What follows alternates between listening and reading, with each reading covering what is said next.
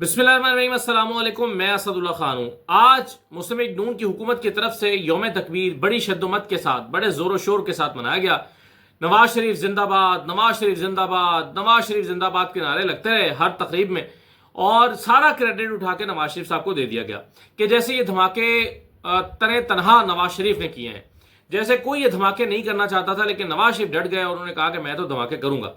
जैसे इसमें किसी साइंसदान का कोई किरदार नहीं है, जैसे इसमें ज़ियाउल हक के दौर में होने वाली पेशरफ्त का कोई किरदार नहीं है, जैसे इसमें भुट्टो के ज़माने में शुरू होने वाले इस जो मंसूबा है उसका कोई किरदार नहीं है, जैसे इसमें डॉक्टर अब्दुल कदीर खान का, डॉक्टर समर मुबारक बंद का, उनकी टीमों का कोई किरदार नहीं है, जैसे फौज का इसमें कोई किरदार नहीं है। इस अंदाज में आज ये सारा क्रेडिट उठा के नवाज शरीफ साहब की झोली में डाल दिया गया। फौज उस वक्त जो है वो यानी फौज तो नहीं चाहती थी धमाके हो, लेकिन नवाज शरीफ ने धमाके कर दिए। भाई नवाज शरीफ साहब के बारे में ये मैं पहले भी कह चुका हूं कि कंफ्यूज्ड थे नवाज शरीफ साहब कि धमाका करने चाहिए या नहीं करने चाहिए, और इस सिलसिले में वो मशवरा करने के लिए मजीद निजामी साहब के पास गए। उन दिनों वो मजीद निजामी साहब से बहुत मुशावरत करते थे मुख्तलिफ मामला पे। मजीद निजामी साहब ने कहा कि अगर आपने धमाका ना किया तो कौम आपका धमाका कर देगी। अगर नवाज शरीफ साहब इतने यकसू थे और वो उनके पास कोई सेकंड थॉट इस पर नहीं था, तो वो क्यों मशवरा करने के लिए गए थे?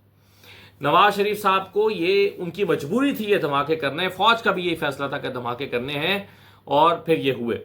जाहिर है इससे पाकिस्तान का दिफा बड़ा मजबूत हुआ। भारत उसके बाद जो पाकिस्तान की कमज़ोर तरीन मैशत के होते हुए, वरना इतनी कमज़ोर मैशत जिस दुश्मन की हो वो तो अपने दुश्मन को छोड़ता नहीं है। यानी पाकिस्तान की इतनी कमज़ोर रियासत, इतनी कमज़ोर मैशत थी और इतने बुरे हालात से पाकिस्तान गुजरा है, तो भारत को किस चीज़ ने रोक के रखा? भारत को हर चीज़ सपोर्ट कर रही थी पाकिस्तान पर हमलावर होने के लिए, सिवाय इस बात के कि उसको पता था कि पाकिस्तान एटमी ताकत है, पाकिस्तान के पास ये डिटरेंस है, जिसकी वजह से भारत को पाकिस्तान पर हमला करने की जरूरत नहीं होती। कभी कभार वो छेड़छाड़ करता है तो उसको जवाब भी मिल जाता है। तो ये तो है कि ये पाकिस्तान का क्रेडिट है। लेकिन आज जिस अंदाज में, और देखें कितने अफसोस की बात है, डॉक्टर दीना खान जो साहिबजादी हैं डॉक्टर अब्दुल कदीर खान की, उन्होंने इस पर शिकवा भी किया है। उन्होंने कहा कि अब्दुल कदीर खान को, उनके वालिद को उनका मकाम नहीं मिला, उनका जो ड्यू क्रेडिट था वो नहीं मिला। आज अखबारात में भुट्टो तक की तस्वीर लग गई, आसिफ जरदारी की तस्वीर लग गई, जिनका जीरो शायद इसमें किरदार होगा एटमी ताकत बनने में, सिफर होगा। लेकिन डॉक्टर कदीर खान की तस्वीर किसी किताब, किसी जो है वो अखबार के किसी सफ़े पर नज़र नहीं आई। हमने बड़े बड़े इश्तहारात आज अखबारात में देखे, उसमें अफवाज पाकिस्तान के तमाम सरबराहान की तस्वीर थी, जॉइंट चीफ की तस्वीर थी, फील्ड मार्शल की तस्वीर थी, आसिफ जरदारी और शहबाज शरीफ की तस्वीर थी, नवाज शरीफ की सबसे बड़ी तस्वीर थी, भुट्टो साहब की तस्वीर थी, लेकिन एक तस्वीर नहीं थी, तो वो अब्दुल कदीर खान की नहीं थी। लगा देते एक तस्वीर, क्या था, अपने हीरो को याद करने में क्या हर्ज था। कोई मुझे कह रहा था कि नहीं वो एक कंट्रोवर्सी पैदा हो गई थी डॉक्टर कदीर खान के हवाले से, मगरिब का दबाव आ गया था। भाई आज मगरिब का दबाव, आज मगरिब आपसे पूछता कि भाई इश्तहार अखबार में डॉक्टर कदीर खान का इश्तहार क्यों छापा है, कोई कहता? लेकिन कोई भी ना पूछता, जाहिर है। लेकिन बहरहाल किसी ने दिल बड़ा नहीं किया कि डॉक्टर अब्दुल कदीर खान को याद करता और उनको इस पर क्रेडिट देता। तो ये बहरहाल अफसोस की बात रही। मैं आपसे जिक्र कर रहा था कि आज सारा दिन तकरीबात होती रहीं। वो जो तकरीबात हुई उसमें जो जाले थे नून लीग के, वो जाले जो हैं वो बिरयानी की, उनकी तवज्जो बिरयानी पर रही, नवाज शरीफ के नाम के नारों पर नहीं थी। ज़रा एक 30 सेकंड का क्लिप आपको दिखाता हूं, जहां पर नवाज शरीफ, शहबाज शरीफ और मरियम नवाज के नारे लगवाए जा रहे थे, लेकिन कारकुनान की पूरी तवज्जो बिरयानी पर थी। ज़रा देखिए।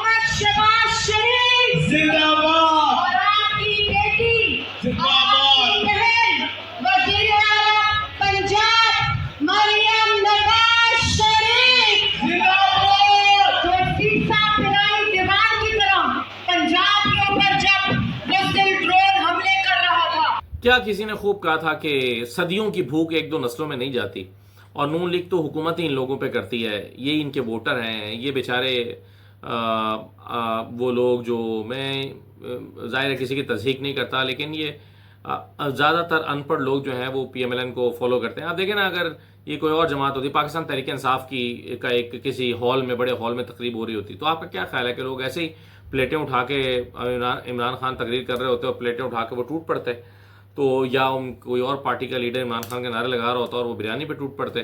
तो नून लीग बेचारे जो हैं वो नून लीग के लोग नान कीमे वाला नान और बिरयानी से बाहर नहीं निकल पा रहे। तो ये बहरहाल उनके लिए भी एक लम्हा फिक्रिया है। फैसल चौधरी साहब एक बात दोहरा के कह रहे हैं, मुझे नहीं पता क्यों कह रहे हैं, लेकिन बार बार कह रहे हैं। आज भी वो कहते हैं कि मैं अपनी पेशगोई पर कायम हूं, मैं अपनी पेशगोई पर कायम हूं कि बहुत से पीटीआई के लोग 9 मई के केसेस में फारिग हो जाएंगे और 40 दिन के बाद सियासी नक्शा बदल जाएगा। यानी फैसल चौधरी साहब ये कह रहे हैं बेसिकली कि ये जो 9 मई के केसेस चल रहे हैं इसमें, और ये केसेस जो है वो पीटीआई के जो एमएनएस हैं उनके ऊपर भी हैं। तो जो पीटीआई के एमएनएस हैं वो इन केसेस में कन्विक्ट हो जाएंगे और कन्विक्ट होने से उनकी सीट खत्म हो जाएगी, उनकी एमएनएशिप खत्म हो जाएगी, सीट खाली हो जाएगी। वहां पर फिर ज़िमनी इलेक्शन होगा और ज़िमनी इलेक्शन पे मैनेज करके नून लीग जीत लेगी या उनके इत्तेहादी जीत लेंगे और यूं 40-50 लोग जो हैं वो पीटीआई के असेंबली से निकाल दिए जाएंगे। ये उनका एक खाका है जो वो खींच रहे हैं फैसल चौधरी साहब। लेकिन मेरे ज़हन में सवाल जो इस पर पैदा होते हैं वो ये हैं कि अगर हुकूमत ये करना चाहती है तो वो क्यों करना चाहती है? अगर वो पीटीआई के लोगों को फारिग करके ये अपनी तादाद बढ़ाना चाहती है तो क्यों ऐसा चाहेगी? क्योंकि ऑलरेडी उनके पास 2/3 अक्सरियत हासिल होने वाली है। रिजर्व सीट्स का फैसला आते ही नून लीग के पास 2/3 अक्सरियत आसानी से हासिल हो जाएगी। फिर वो ऐसा क्यों करना चाहते हैं? क्यों वो चाहेंगे कि यहाँ पर जो है वो इनसे जान छुड़ाएं पीटीआई के लोगों से और अपनी भर्ती करें? क्यों ऐसा वो चाहेंगे? और देखें, ऐसा करने से जाहिर है हुकूमत मजीद कमज़ोर हो जाएगी। पहले ही 17 सीटों का दाना उसको मिलता है कि 17 सीटों वाली हुकूमत है, 17 सीटों पर कायम है। 17 सीटों वाली हुकूमत क्या मजीद ये अफोर्ड कर सकती है कि वो अपना निज़ाम और कमज़ोर करे और ख़ुद को और कमज़ोर करके जो है वो एक ऐसा धब्बा अपने ऊपर लगवाए जिससे उन पर क्रिटिसिज्म भी बढ़ जाए? क्योंकि फिर ऐसा करने से शायद पीटीआई पूरी की पूरी ही असेंबलियों से बाहर आ जाए। तो इसमें क्या, वैसे तो खैर ये चला सकते हैं पीटीआई खाली करके भी, जैसे पीडीएम के दौर में पीटीआई निकल गई थी तो ये अपना हुकूमत 1.5 साल चलाते रहे थे ढिठाई के साथ, तो ये चला तो सकते हैं लेकिन उसकी साख क्या रह जाएगी, उसके पल्ले क्या रह जाएगा ऐसी पार्लियामेंट के पीछे? और फिर देखें पार्लियामेंट क्यों स्ट्रॉन्ग की जाती है? कानून साजी के लिए, और कानून साजी के लिए 2/3 अक्सरियत चाहिए होती है। तो वो तो मैंने जैसा कि कहा कि ये हासिल कर पा रहे हैं। एक चीज हो सकती है कि ये अपनी तादाद को इतना बढ़ा लेना चाहते हैं कि पीपल्स पार्टी की ब्लैकमेलिंग से निकल सकें और अपनी नहरें बना सकें। यानी पीपल्स पार्टी बाहर निकल जाए और पीपल्स पार्टी धमकी ना दे कि हम हुकूमत छोड़ के चले जाएंगे और ये जैसे जैसे करके नहरें बना लें। लेकिन ये भी मुझे दिखाई नहीं देता। उसकी वजह यह है कि अभी जो एक दबाव पैदा हुआ था वो पीपल्स पार्टी की वजह से नहीं हुआ था, वो कॉम्प्रेस जमातों की वजह से, तलबा की वजह से, वुकला की वजह से, वो जो लोग जिन्होंने सड़कें बंद कर दी थी, जिन्होंने हाईवे बंद कर दिया था, उनकी वजह से दबाव पैदा हुआ और नहरों का फैसला वापस लेना पड़ा। इसका क्रेडिट पीपल्स पार्टी को बहुत कम जाता है, पीपल्स पार्टी का शेयर इसमें बहुत कम बनता है क्रेडिट का। तो इवन देन मुझे नहीं लगता कि इसलिए भी अगर हुकूमत करेगी तो वो कर पाएगी। तो फिर क्या मकसद है, क्यों करेगी? तो मुझे मजमूई तौर पर नहीं लगता कि फैसल चौधरी साहब की पेशगोई दुरुस्त साबित हो पाएगी और 40 दिन में सियासी नक्शा बदल जाएगा। ऐसा करके अगर ऐसा किया गया तो ये हुकूमत की बड़ी कम फहमी होगी और बड़ा गलत फैसला होगा, आखिबत नाअंदेशी होगी और ये हुकूमत को के गले पड़ जाएगी। आखिरी बात यह है कि बजट आने को है और बजट ईद के फौरन बाद, यानी आप ईद की खुशियां भी पूरी मना भी नहीं चुकेंगे तो ईद के तीसरे दिन बजट आ जाएगा। चौथे दिन ईद के चौथे दिन जो है वो बजट आ जाएगा। यानी आप ईद की छुट्टियां खत्म करके पहुंचेंगे तो आपको पता चल जाएगा कि आपकी सैलरी में कितना टैक्स बढ़ रहा है या कम हो रहा है, आपके ऊपर मजमूई तौर पर कितने नए टैक्सेस लग रहे हैं, अब आपने कितने पैसे अदा करने हैं। और इसमें जो एनर्जी सेक्टर है वो अब बदस्तूर तशवीश का बायस बना हुआ है। देखिए, आप जानते हैं कि पाकिस्तान का एनर्जी सेक्टर जो है वो इतना बड़ा बोझ है पाकिस्तान के ख़जाने के ऊपर, इकॉनमी के ऊपर, और सिर्फ पाकिस्तान के ख़जाने पर नहीं है, मेरे और आपके ऊपर भी है। यानी हर वो शख्स जो पाकिस्तान में रहता है वो बिजली की मद में जो है वो मकरूज़ है, वो महंगी बिजली इस्तेमाल करता है, भारी बिल अदा करता है। तनख्वाहदार तबका जो बेचारा 40-45 हज़ार रुपया, 50 हज़ार रुपया कमाता है वो आधी तनख्वाह अपनी बिजली के बिल में दे देता है और बड़ी तकलीफ से गुजरता है। और उसकी वजह कैपेसिटी पेमेंट्स, वो जो आप जानते हैं कि जितने बिजली के बिल, यानी जितने हम बिजली इस्तेमाल नहीं करते उससे ज़्यादा हमें उससे ज़्यादा की हमें पेमेंट करनी पड़ती है पाकिस्तान को, हुकूमत पाकिस्तान को, और फिर ज़ाहिर है वो हुकूमत अपनी जेब से तो नहीं देती, हमें अदा करने पड़ते हैं। अब यूं करते करते गर्दिशी कर्जा जो है वो पाकिस्तान के एनर्जी सेक्टर पे वो 5372 का हो गया है, यानी 5372 अरब रुपए का सर्कुलर डेट है। इसमें से जो बिजली का है वो शेयर वो 2530 है, यानी 2530 अरब रुपया बिजली का सर्कुलर डेट है। और गैस का जो सर्कुलर डेट है वो 2842 अरब रुपए का बिजली का गैस का सर्कुलर डेट है। लेकिन ये सर्कुलर डेट तो चला आ रहा है, इसके खात्मे के लिए हुकूमत ने जो मंसूबा बनाया है वो और भी तकलीफदेह और परेशान कुन है, क्योंकि इसमें एक मंसूबा ये बनाया गया है कि सर्कुलर डेट को में कमी लाने के लिए 1252 अरब रुपए का कर्जा लिया जाए। 1252 अरब रुपए का कर्जा लिया जाए ताकि सर्कुलर डेट में कुछ कमी वाक़ई हो सके। अच्छा, इससे कमी वाक़ई हो तो जाएगी, यानी 5372 में से चलिए आपसे बिजली की बात करें तो 2530 अरब रुपए में से 1252 अरब रुपए का आपने अगर कर्जा ले लिया तो उससे फौरी तौर पर सर्कुलर डेट तो कम हो जाएगा।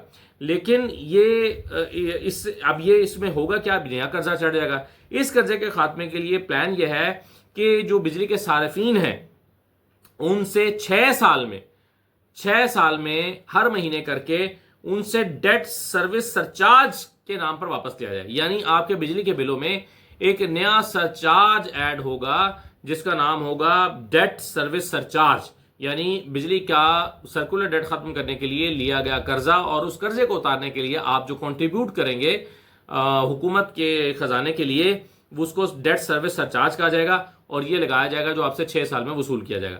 यानी 1252 अरब रुपए इजाफी आवाम से 6 साल में वसूल किए जाएंगे ताकि सर्कुलर डेट खत्म हो सके। अब सर्कुलर डेट फिर भी खत्म ना हुआ और ये सरचार्ज हमसे वसूल कर लिया गया तो आप समझे कि 6 साल बाद नए हुक्मरान आ चुके होंगे और पता चलेगा कि वो कर्ज उतारो मुल्क संवारो की तरह आवाम से पैसे लेके खा गए, लेकिन बना कुछ भी नहीं है। अच्छा, अब नए बजट में पेट्रोल और डीजल पर 5 रुपए लीटर कार्बन लेवी लगाने का भी प्लान है। 5 रुपए लीटर कार्बन लेवी लगाई जाए। पहले जो आप टैक्सेस लगा सकते थे वो 70 रुपए के लगा सकते थे, उसको भी आपने एक ऑर्डिनेंस के जरिए 80 रुपए कर दिया। अब 80 रुपए को बढ़ा के आप 100 रुपए पे लेके जाना चाहते हैं और उसमें नए टैक्स लगा रहे हैं। यानी 100 रुपया तो आप पेट्रोल के 1 लीटर पर सिर्फ टैक्स अदा करेंगे। पेट्रोल के 1 लीटर पर आप 100 रुपया टैक्स हुकूमत को अदा करेंगे। ये होने जा रहा है। तो देखें आपके साथ हुकूमत कर क्या रही है, आवाम के साथ क्यों कर रही है। जाहिर है हम इसको बर्दाश्त करते चले जाते हैं। हम कहते हैं कि जी ठीक है, हम जनाब हाजिर खिदमत हैं, जितने आप चार्ज लगाना चाहते हैं लगाएं, जितने टैक्सेस लगाना चाहते हैं लगाएं। ठीक है, टैक्स देना चाहिए हुकूमत को, हुकूमत टैक्स देने से चलती है, लेकिन उसके मुकाबले में हुकूमत की पॉलिसीज तो दुरुस्त हों, हुकूमत अपना किबला तो दुरुस्त करे, अपनी ऑस्टेरिटी भी तो दिखाए, अपनी सादगी का मुजाहरा भी तो करे। आवाम से आप टैक्स लेते जाएं।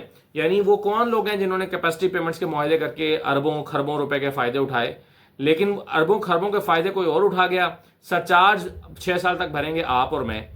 इससे होगा क्या, आहिस्ता आहिस्ता लोग हुकूमत की बिजली बिल्कुल खरीदना बंद कर देंगे।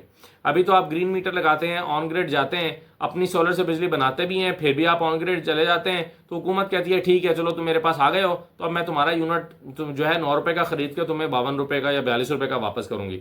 अब हुकूमत तो ये आपसे कह देती है, लेकिन होता क्या है कि अब आहिस्ता आहिस्ता जब लोगों को लगेगा कि हमारे साथ ये प्रॉब्लम हो रहा है तो लोग क्या करेंगे, अपना सिस्टम खुद बनाएंगे और ऑफ ग्रिड हो जाएंगे। यानी ग्रिड के ऊपर इन्हिसार ही खत्म कर देंगे या ना होने के बराबर कर देंगे। ग्रीन मीटर से छुटकारा करेंगे, दूसरे मीटर पर रहेंगे, दिन में बिजली इस्तेमाल करेंगे और रात में जो है वो सरकार की बिजली इस्तेमाल करेंगे, या फिर बैटरीज लगाएंगे और उस बिजली को स्टोर करेंगे और रात में इस्तेमाल करेंगे। तो ऑफ ग्रिड होना शुरू हो जाएंगे। तो दोनों सूरतों में ये बिजली का मसला फिर भी हुकूमत का हल होता हुआ दिखाई नहीं दे रहा। कैपेसिटी पेमेंट्स वाले मुआहिदों से जान जब तक नहीं छुड़ाई जाएगी और ये सर्कुलर डेट से जान नहीं छुड़ाई जाएगी तब तक, यानी बिजली का बहुत सारे लोग कहते हैं ये पावर सेक्टर, मौजूदा पावर सेक्टर और पाकिस्तान की इकोनॉमी ये साथ साथ नहीं चल सकते। इसको एक दफ़ा जान छुड़ाना पड़ेगी। लेकिन हर हुकूमत कहती है बस गुजारा चलाओ और गुजारा करके बस जब तक हमारी हुकूमत है बस किसी तरह से डंग टपाव करते रहो, कोई इस मसले का मुस्तकिल हल नहीं करना चाहता। ये इस वक्त पाकिस्तान के मसाइल हैं जिस पर मेरा ख्याल है कि आप सब को शायद मज़ीद आने वाले दिनों में परेशानी का सामना करना पड़ सकता है। इजाज़त दीजिए, अल्लाह हाफ़िज़।